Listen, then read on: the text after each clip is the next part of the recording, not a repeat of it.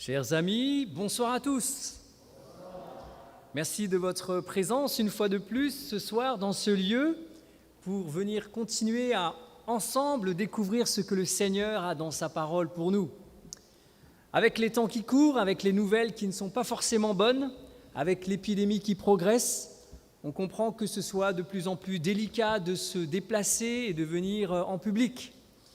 Moi-même, j'ai reçu des messages aujourd'hui me disant « Fais attention, l'épidémie se développe ». Et nous avons besoin, effectivement, dans ces temps troublés, de faire attention. Alors justement, le sujet de ce soir s'intitule « Pourquoi tant de difficultés ?» et je rajouterai même tant de souffrances sur le chemin de nos vies. Une question que beaucoup se posent, si Dieu est si bon, si Dieu nous aime tant, pourquoi finalement il y a tant d'injustices et de souffrances dans ce bas monde? Pourquoi ceux qui le suivent même, ceux qui ont donné leur vie à Christ, continuent malgré tout à subir des épreuves et avoir de la souffrance? Eh bien, nous allons tenter, par la grâce de Dieu, de répondre à ces questions ce soir à travers le sujet. Elle s'appelait Johnny. Elle s'appelle d'ailleurs toujours Johnny. Johnny, c'est un nom de garçon, mais c'est un nom qu'on lui a donné à elle, cette jeune fille. Elle avait tout pour réussir sa vie. Elle était plutôt charmante, intelligente et brillante dans ses études. Elle était fiancée et tout se présentait bien pour elle. C'est une sportive qui pratique l'équitation, le tennis et la natation. Tout allait bien jusqu'à cet après-midi du 30 juillet 1967. Elle plonge dans un lac sans se rendre compte que la profondeur est insuffisante et elle se brise les vertèbres cervicales.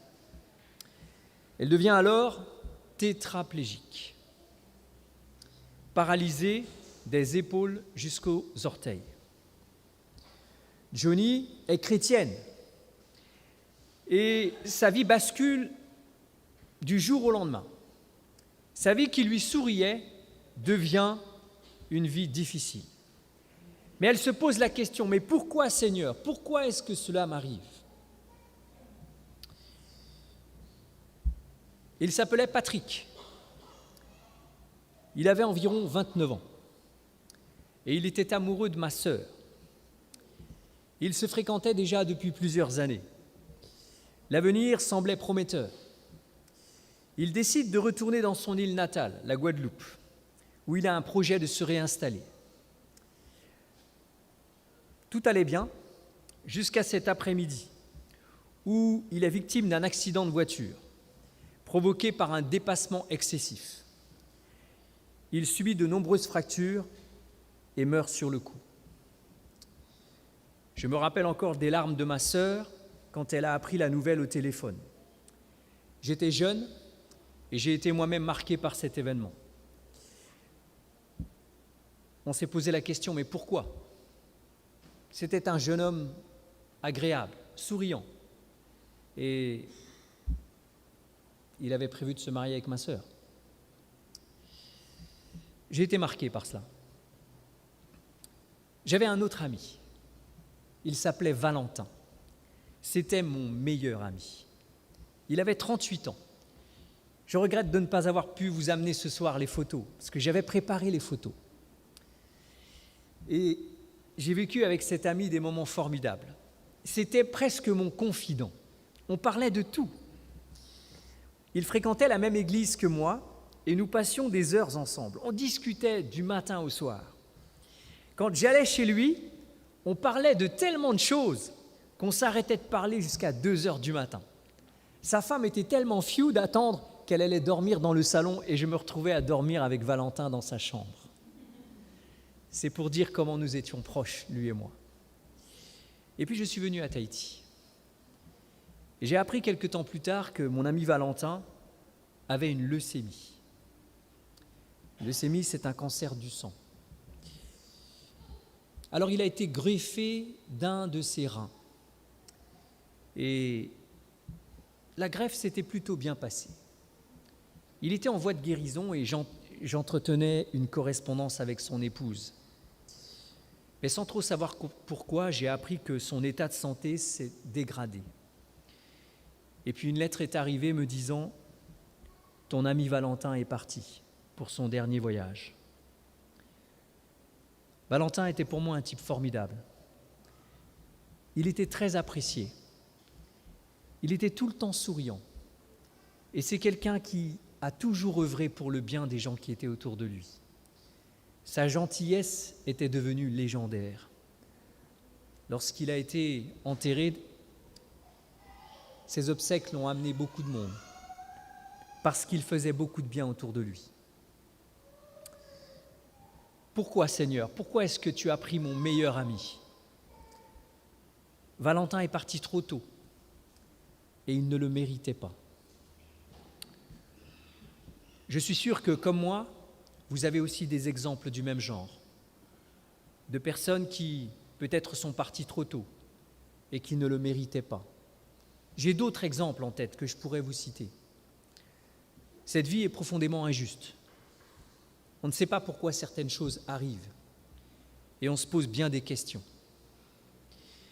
Le monde entier dans lequel nous sommes souffre, dans des mesures qui sont parfois beaucoup plus grandes que ce que l'on peut imaginer. Et beaucoup se posent la question, mais pourquoi est-ce ainsi? Pourquoi la souffrance, la maladie et la mort frappent-elles tant de gens innocents? D'où vient la souffrance que nous voyons autour de nous? Qu'est-ce que Dieu fait dans tout ça? Est-il celui qui laisse faire sans rien dire?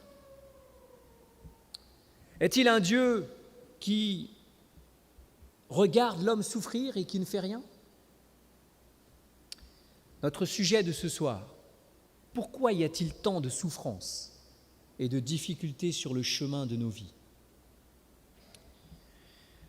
Au commencement, quand Dieu a créé la terre, ce monde dans lequel nous sommes était un monde parfait. Les animaux, les végétaux et les hommes, la terre sur laquelle nous vivons était une terre parfaite. La Bible dit que tout était bon. Tout était extrêmement bon. La pollution n'existait pas, la maladie n'existait pas, la souffrance n'existait pas, la mort non plus. Tout était absolument parfait. C'était un monde où l'homme vivait en harmonie avec son Créateur, où le mal et la souffrance n'existaient pas. Mais les choses ont changé. Lorsque nos premiers parents, selon la Bible, ont décidé de suivre leur propre chemin, ont décidé de suivre leur propre voie. Dieu leur avait donné un test de fidélité, un test de loyauté, et surtout, parce que Dieu aime l'homme, il avait laissé l'homme la liberté de choisir. Quand on aime quelqu'un, on ne l'emprisonne pas, on lui laisse la liberté de choisir. Dieu n'a pas créé des robots, il a créé des hommes libres de choisir. Et encore aujourd'hui, vous et moi avons la liberté de choisir, de le suivre ou de ne pas le suivre. C'est ce qui montre que Dieu nous aime. Quand on aime quelqu'un, on ne lui impose pas les choses contre sa volonté. Dieu n'a pas imposé à nos premiers parents de le servir ou de lui obéir. Au contraire, Dieu a toujours voulu que l'homme soit libre de choisir. Et encore aujourd'hui, Dieu veut que nous soyons libres de choisir ce que nous voulons. Malheureusement, nos premiers parents ont choisi de suivre leur propre chemin et de découvrir le bien et le mal. Ils vivaient dans un environnement idéal, mais ils avaient choisi de découvrir le bien et le mal. Le Créateur a accepté le choix de l'homme, mais cette décision a eu des conséquences. Nous lisons dans la Bible les premières conséquences de cette décision. Elle se trouve dans le livre de Genèse au chapitre 3 à partir du verset 10. Il dit à la femme, « J'augmenterai la souffrance de tes grossesses. » C'est Dieu qui parle à la femme. « J'augmenterai la souffrance de tes grossesses. Tu enfanteras avec douleur, et tes désirs se porteront vers ton mari. Mes amis, la raison pour laquelle les femmes ont mal lorsqu'elles accouchent, c'est à cause de cet événement. La souffrance est entrée dans le monde du jour où l'homme a décidé de faire son choix.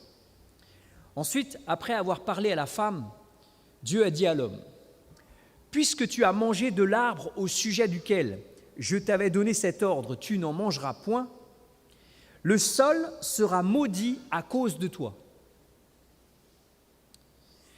C'est à force de peine que tu tireras de la nourriture, que tu en tireras de la nourriture tous les jours de ta vie.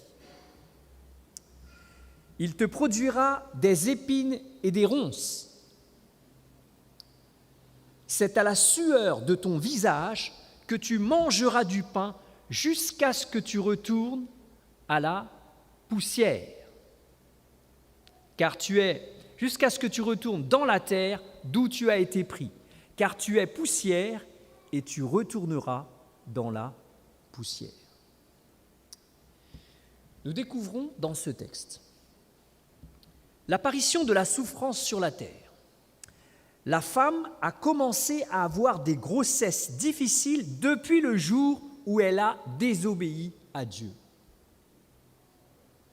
Ce n'était pas la volonté de Dieu que les femmes souffrent. Alors maintenant, on a trouvé un remède, la péridurale. Mais il y a des gens qui meurent de la péridurale, vous savez. Dieu ne veut pas que la femme souffre. Ce n'est pas la volonté de Dieu que la femme souffre. L'homme a dominé sur la femme depuis le jour où elle a désobéi à Dieu. Ce n'était pas la volonté de Dieu que l'homme domine sur la femme. C'est une conséquence du mal qui est entré sur la terre. Le sol est devenu improductif et difficile à cultiver depuis l'entrée du mal dans le monde.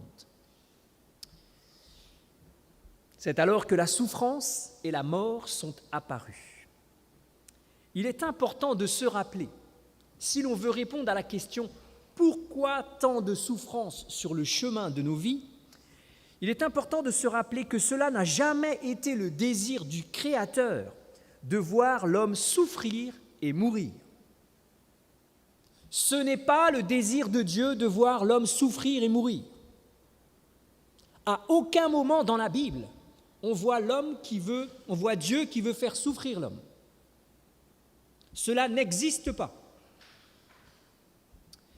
La souffrance et la mort ne sont qu'une conséquence du choix de l'homme.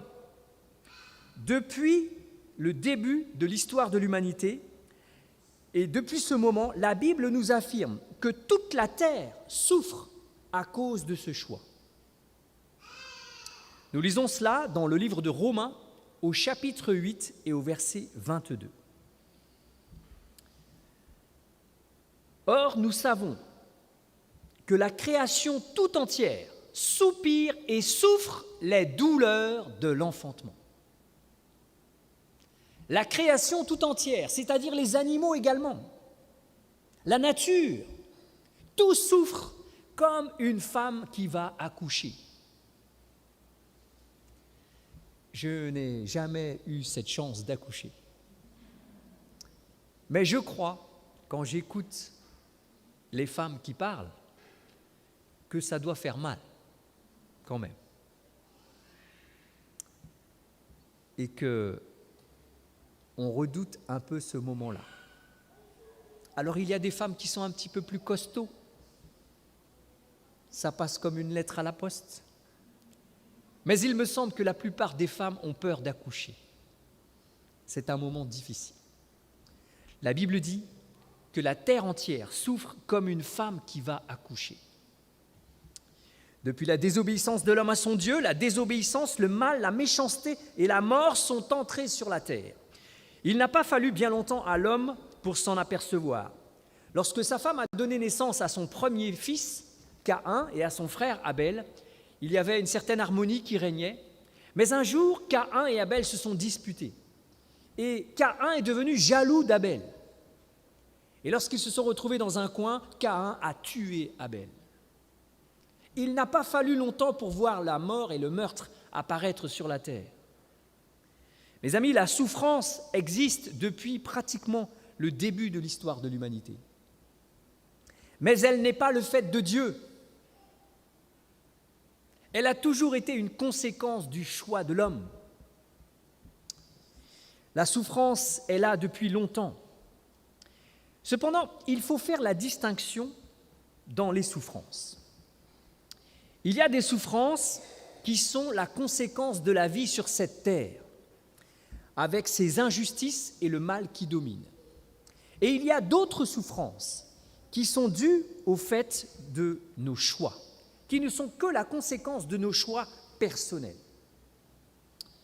Par exemple, si je ne respecte pas volontairement les lois de la santé, mon corps va finir par tomber malade et me faire souffrir. Oui ou non? Si je ne respecte pas les règles de la santé, je vais finir par tomber malade et souffrir. Si mon médecin me dit de ne pas manger de gâteau parce que j'ai le diabète et que j'en mange, je ne dois pas m'étonner de ce qui va arriver par la suite. Vous avez déjà entendu des histoires comme ça? J'aimerais dire, chers amis, que la souffrance n'est pas seulement physique. Et vous le savez, il n'y a pas que la souffrance physique. On peut souffrir terriblement dans nos esprits. La souffrance psychologique fait parfois tout aussi mal que la souffrance physique. Quelqu'un qui vit un divorce, c'est une épreuve terrible, le divorce. La mort d'un proche, la violence verbale, la pression au travail, le harcèlement moral, tout ça, ce sont des choses qui font souffrir également. Il n'y a pas que la souffrance physique. Le prophète Jérémie affirme « Je voudrais soulager ma douleur ». Jérémie 8, verset 18. « Mon cœur souffre au-dedans de moi ». Quand on parle du cœur qui souffre, ce n'est pas la souffrance physique. C'est là que ça se passe. Et des gens, vous savez, peuvent souffrir terriblement à cause de situations qu'ils n'ont pas choisies. Le cœur, c'est-à-dire les pensées, la tête, peuvent terriblement faire souffrir. Mais rappelons-nous que notre Créateur n'est pas à l'origine des souffrances. Et on le comprend très bien lorsqu'on lit la Bible. C'est pourquoi il nous faut revenir tout le temps à la parole de Dieu. Parce que des choses peuvent nous amener à croire que Dieu nous fait souffrir, mais ce n'est pas ce que dit la Bible. On voit par exemple dans l'expérience d'Adam et Ève que leurs souffrances sont arrivées quand ils ont décidé de désobéir au Seigneur. Mais ce n'est pas le seul exemple. D'un autre côté, quand Jésus était sur la terre, quand Jésus-Christ était sur terre, lui, il avait pour mission de révéler le caractère de Dieu. Et Jésus-Christ n'a pas arrêté de soulager la souffrance humaine. En guérissant les malades, en soulageant les gens découragés, en donnant à manger aux pauvres et même en ressuscitant les morts. C'est ce que la Bible nous dit. Nous lisons en effet dans le livre de Matthieu au chapitre 4 et au verset 24. Sa renommée se répandit dans toute la Syrie et on lui amenait tous ceux qui souffraient de maladies et de douleurs de divers genres, des démoniaques, des lunatiques, des paralytiques, et il les guérissait. Les amis, nous savons que Dieu ne veut pas que nous souffrions. Parce que lorsque Jésus est venu, il a dévoilé le caractère de Dieu en guérissant tous les malades qui venaient à lui. C'est pourquoi, chers amis, nous avons besoin d'encore aujourd'hui de venir au Seigneur. C'est le Seigneur qui peut nous délivrer de nos souffrances. Il y aurait bien besoin d'un Jésus-Christ aujourd'hui, comme ce texte le dit, pour aider les gens de Syrie. en Syrie, un pays où il y a la guerre depuis plus de 10 ans maintenant. Il y a, entre autres, un autre récit dans la parole de Dieu qui nous permet de comprendre que Dieu n'est pas à l'origine de nos souffrances. Il s'agit du récit qui se trouve dans le 18e livre de la Bible, dans un livre qui s'appelle Job. Ce livre rapporte l'expérience d'un homme riche, prospère, ayant une très belle famille et abondamment béni par Dieu. Qu'est-ce que j'aimerais être dans cette situation? Oh, bien sûr, je n'ai pas à me plaindre. Le Seigneur m'a béni aussi. Mais alors, quand on lit la vie de Job, on est absolument frappé. Lisons cela ensemble dans Job au chapitre 1er et au verset 1er. Il y avait dans le pays d'Uz un homme qui s'appelait Job. Et cet homme était intègre et droit. C'est peut-être là le secret de sa réussite. C'était un homme intègre et droit. Il craignait Dieu et se détournait du mal. Voilà aussi peut-être un deuxième secret pour sa réussite. C'était un homme qui se détournait du mal. Et qu'est-ce qu'on lit ensuite? Verset 2.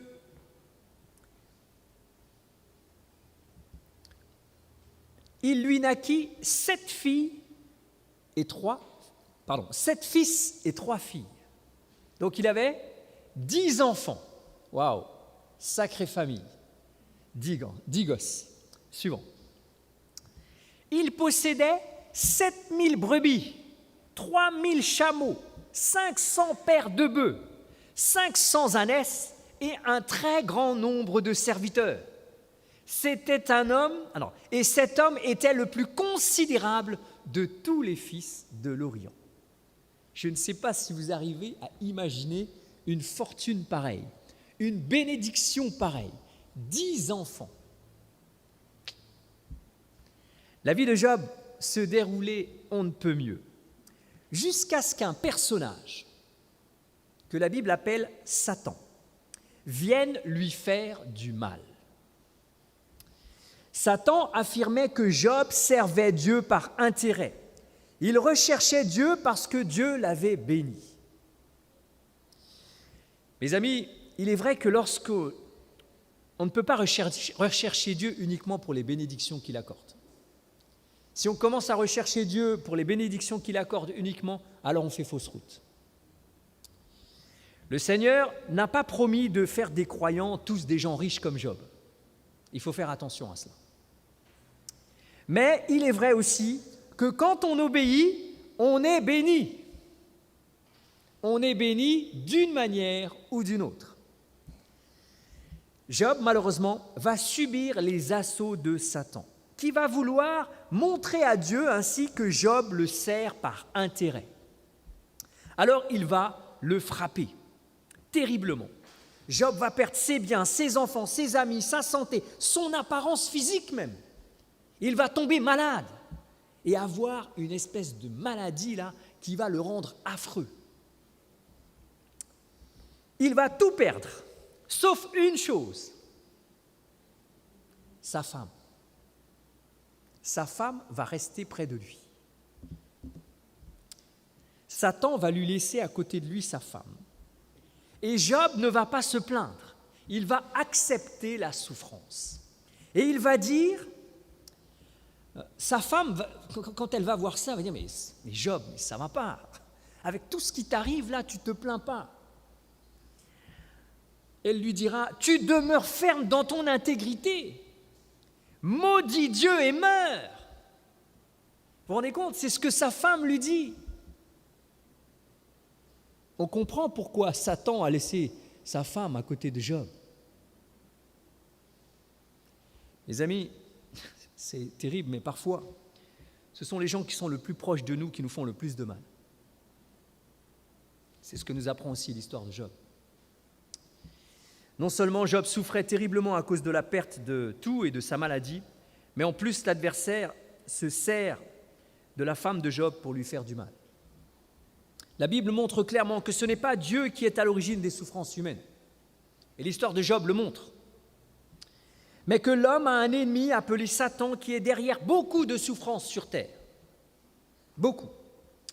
La Bible montre même d'ailleurs que c'est lui qui était derrière le serpent dans le jardin d'Éden. En effet, nous lisons cela dans le livre de l'Apocalypse, le dernier livre de la Bible. C'est assez incroyable. Le dernier livre de la Bible explique le premier livre de la Bible. Intéressant. Dans le livre de l'Apocalypse, donc au chapitre 12 et au verset 9, nous lisons « Il fut précipité le grand dragon, le serpent ancien, appelé le diable et Satan, celui qui séduit toute la terre. »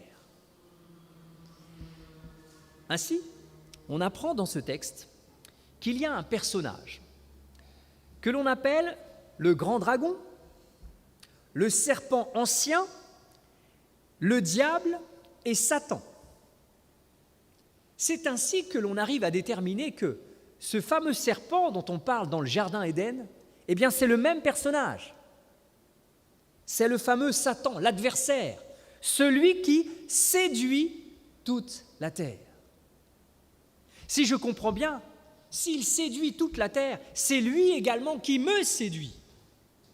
C'est lui également qui peut nous séduire pour nous empêcher d'être comme Job, des gens intègres qui cherchent à faire le bien.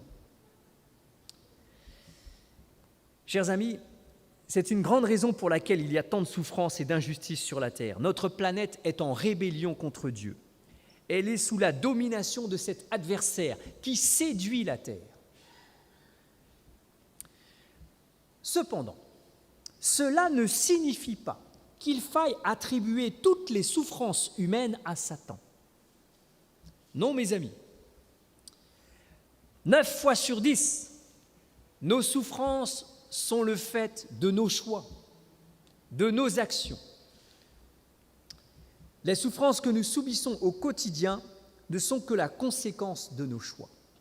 Nos mauvaises décisions peuvent d'ailleurs nous affecter personnellement, mais également faire du mal à notre famille et à nos amis. C'est terrible. Ce que je fais ne m'affecte pas seulement, mais affecte les gens qui sont autour de moi.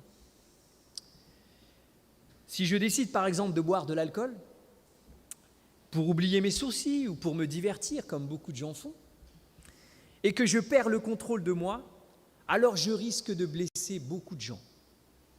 Ma décision de boire de l'alcool peut affecter mon entourage. Si je décide... Alors je connaissais un voisin, vous savez, qui revenait presque tous les soirs saoul. Il n'arrivait pas à marcher sur la route, il titubait. J'habitais au 1er étage et il habitait au 3e étage. Et quand il revenait, c'était la même cérémonie tous les soirs. On entendait les hurlements de sa femme parce qu'il la battait.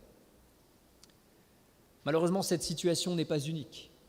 Et je connais ici en Polynésie des gens qui ont vécu et qui vivent encore cette situation à cause de l'alcool. Mes décisions affectent également mon entourage. Cette femme souffrait à cause des choix de son mari. Beaucoup de nos choix, chers amis, produisent notre propre souffrance. C'est ce que l'on découvre également dans une histoire de la parole de Dieu. Dans le livre de Jean, au chapitre 5, nous voyons l'histoire d'un paralytique, un homme qui est paralysé depuis 38 ans. Et Jésus va venir vers lui et il va lui demander « Qu'est-ce que je peux faire pour toi ?»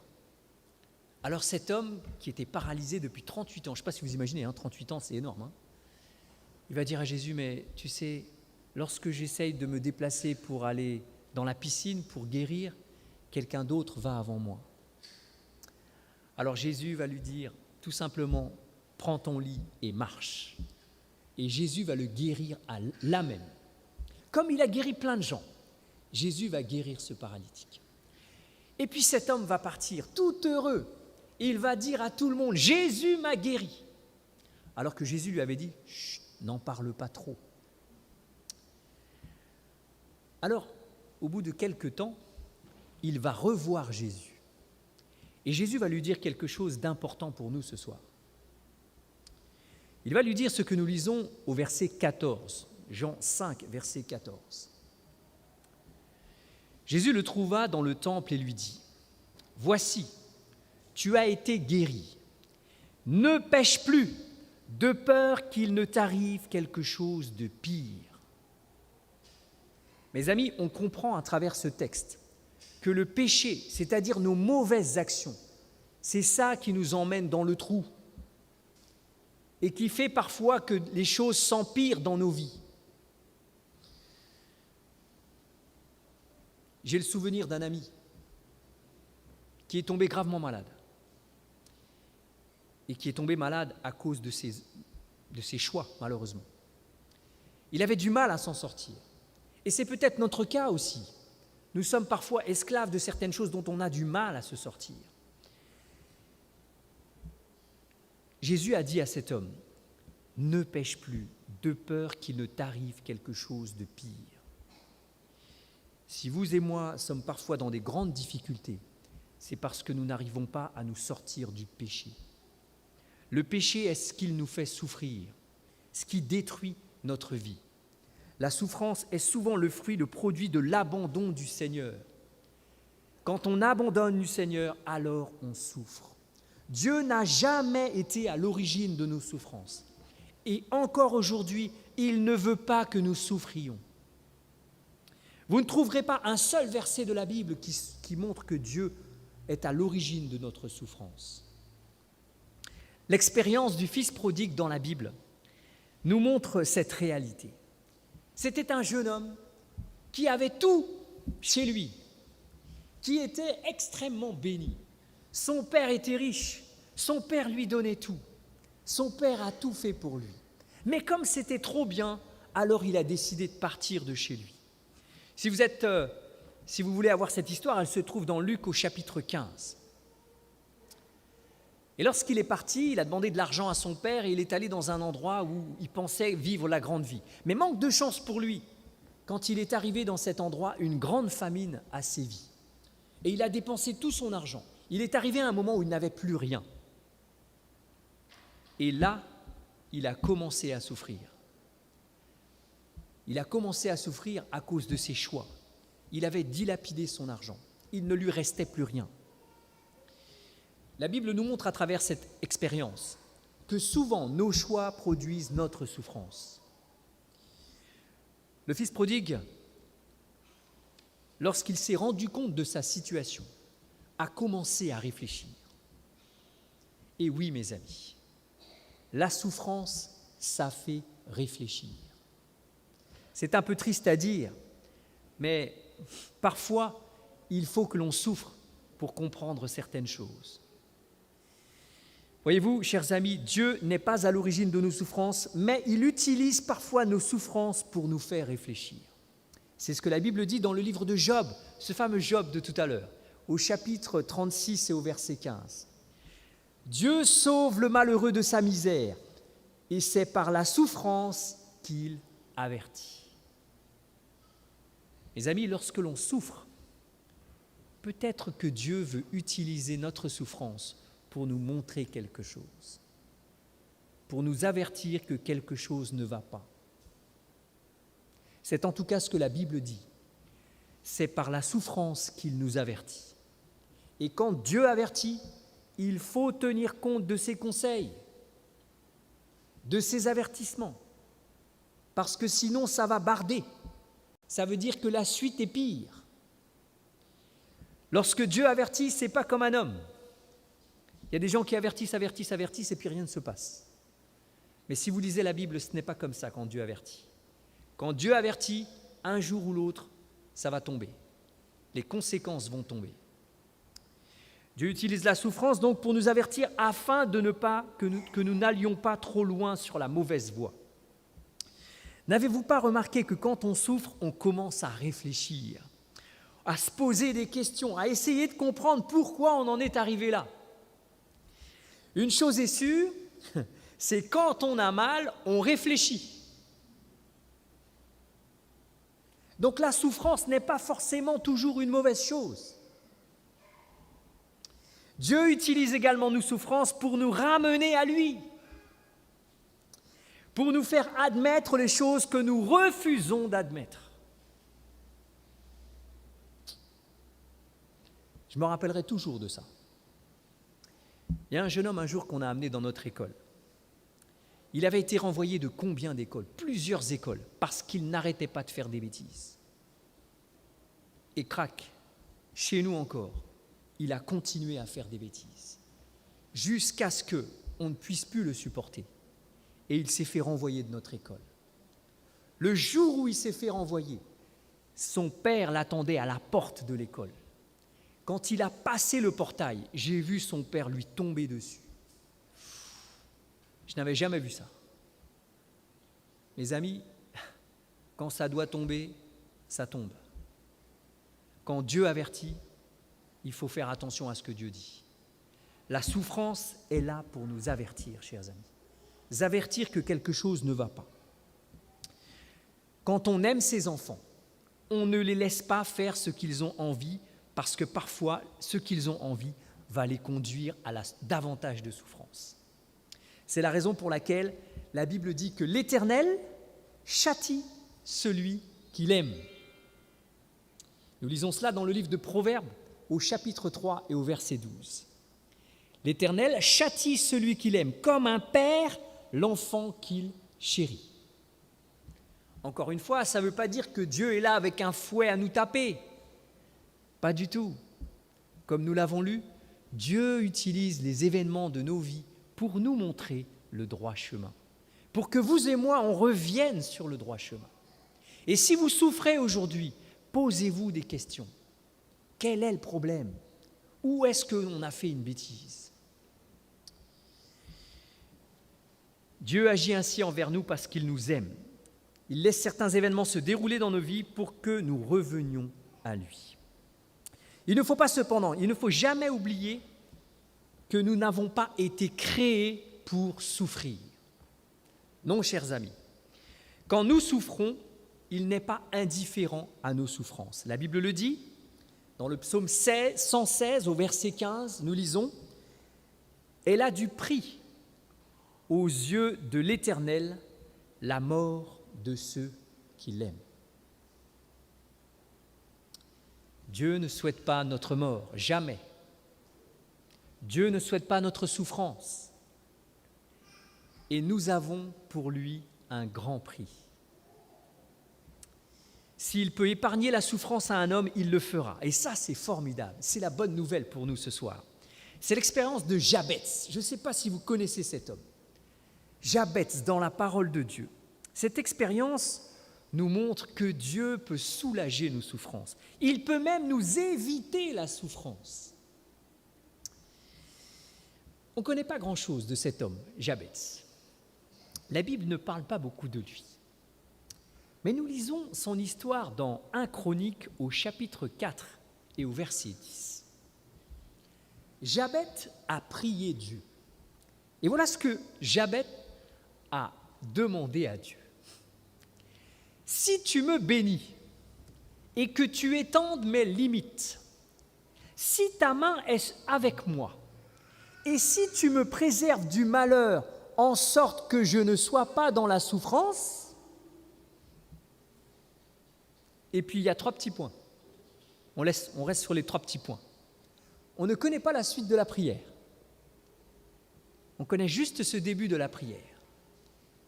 Jabetz ici demande à Dieu, s'il te plaît, préserve-moi de la souffrance.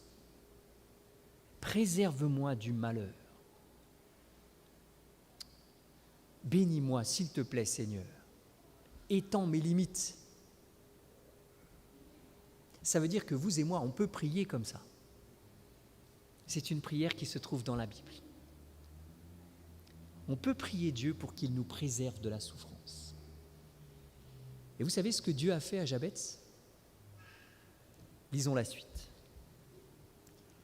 Et Dieu accorda ce qu'il avait demandé. Cela signifie, chers amis, qu'on peut prier Dieu de nous préserver de la souffrance. Et le Seigneur peut nous accorder cette demande. C'est une bonne nouvelle, chers amis. c'est une bonne nouvelle. Parce que dans ce monde qui souffre, et il y a beaucoup de gens qui souffrent maintenant, j'aimerais faire une petite parenthèse ici. Il y a un ami qui aujourd'hui m'a envoyé un petit message, parce qu'il y a de plus en plus de gens qui ont le virus maintenant. Et je pense que vous écoutez les infos. J'ai entendu qu'il y a eu 3 morts le week-end dernier, ici à Tahiti. Et les choses commencent à se compliquer. Il nous faut penser à tous ces gens qui souffrent et prier pour eux, parce que la souffrance peut nous atteindre. Mais nous pouvons aussi prier pour que le Seigneur nous préserve de la souffrance. C'est ce que Jabez a fait. Et l'Éternel a répondu à la prière de Jabez. Dieu répond aux prières. Et j'aimerais qu'à la fin de ce message, nous prions pour toutes ces personnes qui souffrent. Pour toutes ces personnes aussi qui sont au contact du virus, qui travaillent dans les hôpitaux, qui doivent accueillir les gens qui ont le Covid. Ça ne doit pas être évident pour eux, imaginez-vous. On ne peut pas être non plus indifférent à la souffrance. Mais Dieu soulage la souffrance. Et Dieu même permet à certains d'éviter la souffrance.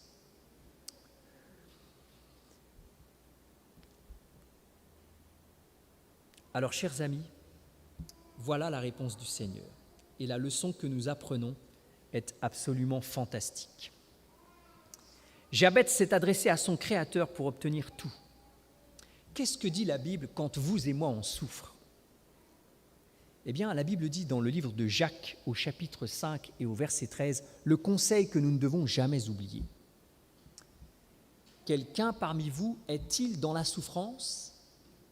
Qu'il prie. Voilà ce qu'il faut faire, chers amis, lorsque vous et moi nous souffrons. Si pour une raison que nous ne connaissons pas, si lorsque nous avons réfléchi, nous ne savons pas qu'est-ce que nous avons fait qui nous a conduits dans la souffrance, alors il faut prier. Je vous rappelle, j'ai dit tout à l'heure, que souvent la souffrance est la conséquence de nos choix. Mais si nous ne savons pas, la Bible dit qu'il faut prier. Et pourquoi faut-il prier ? Le texte suivant, la suite, nous dit pourquoi. Verset 14. Verset 15. La prière de la foi sauvera le malade, et le Seigneur le relèvera. Et s'il a commis des péchés, il lui sera pardonné. C'est pas formidable ça ? Si notre souffrance est la cause de nos fautes, alors Dieu peut nous pardonner. Voilà ce que dit ce texte, chers amis. Il est vrai que nous commettons tous des fautes et que parfois ces fautes peuvent nous conduire à beaucoup de souffrance. Mais si vous et moi nous prions Dieu, alors Dieu peut nous pardonner et nous soulager de nos souffrances. J'aimerais terminer. J'ai l'habitude de faire des visites à l'hôpital. Et un jour, alors que j'étais à la clinique Cardella et que j'étais allé prier pour mes malades, je suis tombé sur mon médecin kinésithérapeute, celui qui me soignait habituellement, celui qui m'a massé lorsque j'avais ma sciatique dans le dos. Et lorsque je suis rentré dans sa chambre, il était surpris de me voir. Et je viens lui dire, écoute, je viens faire la prière pour les malades. Vous savez, il y a des gens qui refusent la prière à l'hôpital. Mais mon médecin, ce Français, il a accepté. Il m'a dit, oui, viens, parce qu'il me connaissait. Et puis, je lui ai donné un petit texte biblique. Nous avons chanté un petit chant avec nos amis et j'ai prié pour lui. Il était heureux. Quelqu'un avait prié pour lui. Je ne sais pas s'il était croyant ou pas, mais chers amis, lorsqu'on prie pour vous et que vous êtes dans la souffrance, je vous garantis que ça fait du bien. J'ai été dans l'autre position. Lorsque j'étais à l'hôpital, des jeunes sont venus prier pour moi. Cela m'a fait un bien immense. La Bible dit, si quelqu'un souffre, qu'il prie. Il nous faut prier pour les gens qui souffrent. Alors, la seule véritable solution pour nous épargner beaucoup de souffrance, c'est de revenir à notre Créateur, de revenir à notre Sauveur, de revenir à notre grand médecin, à celui qui est capable de soulager toutes nos souffrances. Ce sera notre dernier texte de ce soir. Dans le livre des Proverbes, au chapitre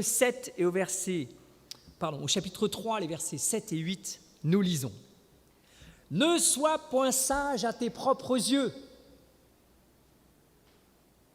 On ne possède pas la science infuse.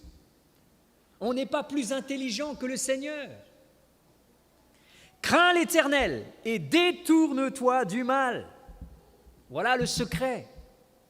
Si vous et moi, nous voulons arrêter de souffrir, alors il faut nous détourner du mal. C'est ce que dit ce texte. Ce sera la santé pour tes muscles. Waouh! Si vous voulez être en bonne santé, détourne-toi du mal, dit la parole de Dieu. Et un rafraîchissement pour tes os. Ça veut dire qu'on sera en pleine forme. Mes amis, voilà le secret. Bien que la santé physique ne soit pas la seule source de souffrance, comme nous l'avons vu, on peut souffrir aussi beaucoup dans notre esprit. Le principe reste cependant le même. C'est en se tournant vers l'Éternel, notre Créateur, que nous pouvons être soulagés de beaucoup de souffrances. Quels sont ceux qui, ce soir, veulent dire au Seigneur, « Seigneur, j'ai assez souffert. Je veux que tu me guides, que tu guides ma vie pour m'épargner du malheur, me préparer à vivre une vie nouvelle où la souffrance n'existera plus. » Est-ce que je peux vous demander, si tel est votre désir ce soir, de vous lever avec moi pour la prière?